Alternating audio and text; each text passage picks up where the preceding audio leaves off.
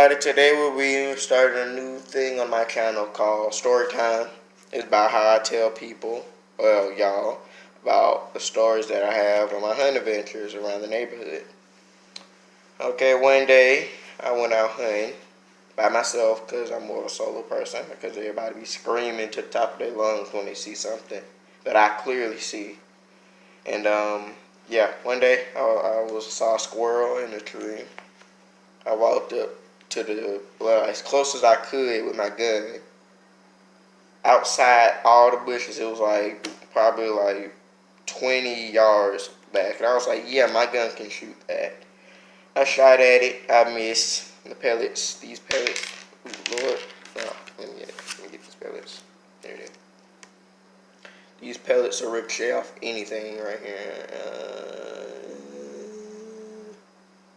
Well, they're piranha pellets. They basically just ricochet off of anything, and it gets on my nerve because old pellets did not do that. They would just fly right through them. I don't know why. Pellet guns don't usually do that. And it completely missed the squirrel. The squirrel got scared. It jumped on a tree. I didn't know where this tree was. I walked back there and I stood up against this tree, looking, saw a couple of birds. Didn't shoot at them, though. I mean, I could have, but I didn't. I was just looking for this one squirrel because I didn't hear it move at all. Because I hunt with my ears and not my eyes because I can't see that well. So I'm going to turn around and look up the tree. And there go the squirrel running right up the tree the moment I turn around.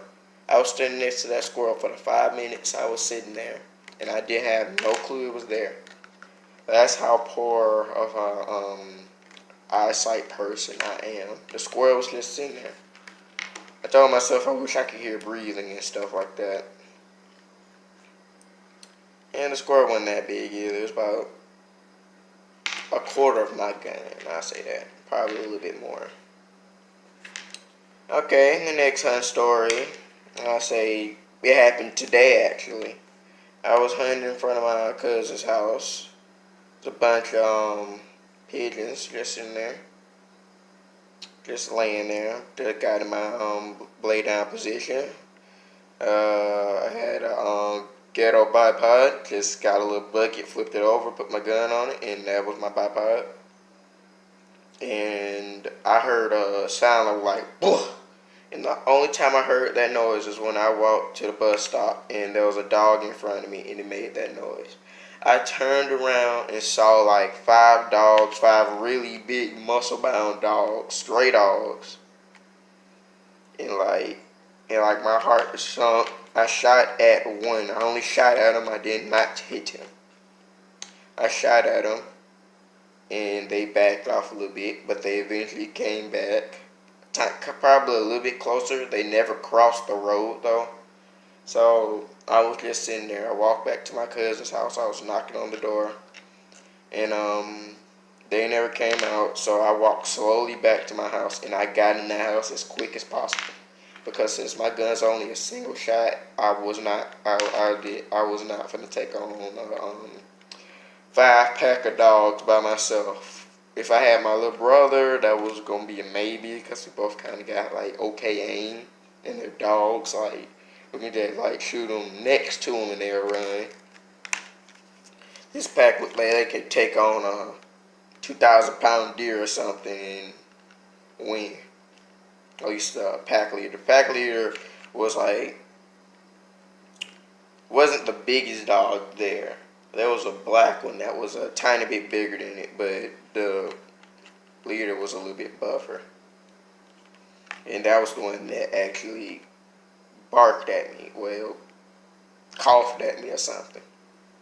That sounded like it was trying to hold back a sneeze or something. Yeah, he kind of sneezed at me. And I seen this dog like last month, and it was kind of small, so I wasn't really scared of it. And now like it came back with a whole pack, and it was like, "I'm coming for your asshole" or something. That was super, super scary. And like my cat Midnight and my cousin's cat Queen was there. Like before, like I took aim at the pigeons. Like I'm pretty sure them pigeons didn't know I was there.